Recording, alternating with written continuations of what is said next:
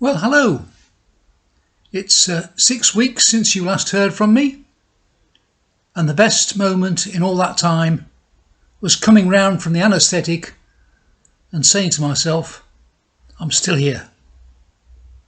Many thanks to all of you out there who've sent supportive cards, texts and emails, and to those of you who've prayed me through what was a roller coaster 16 days in hospital.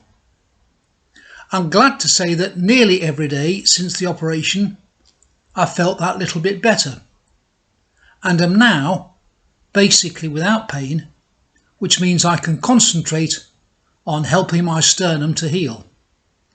I'll go back to see the surgeon at the end of this month, after which I hope I'll be allowed to drive. Meanwhile, elsewhere in the world, you may have noticed that the royal family has been in the news. Whose side are you on? Broadly speaking, the younger you are, the more you're likely to see Meghan as the wronged heroine. The older you are, you're more likely to see her as deeply manipulative and self-centred.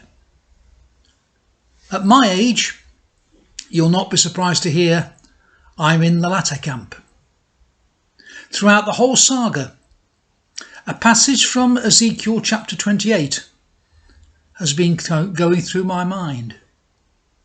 Beginning at verse 12, we read, "You are the model of perfection, full of wisdom and perfect in beauty."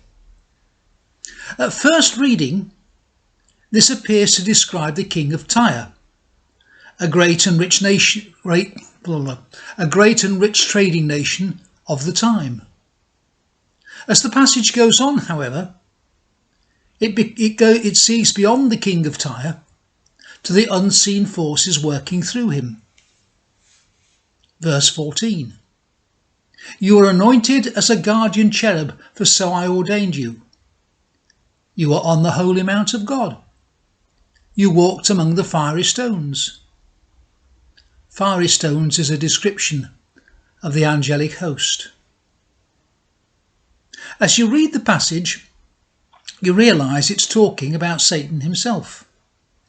Once a favoured angel, now the enemy of God.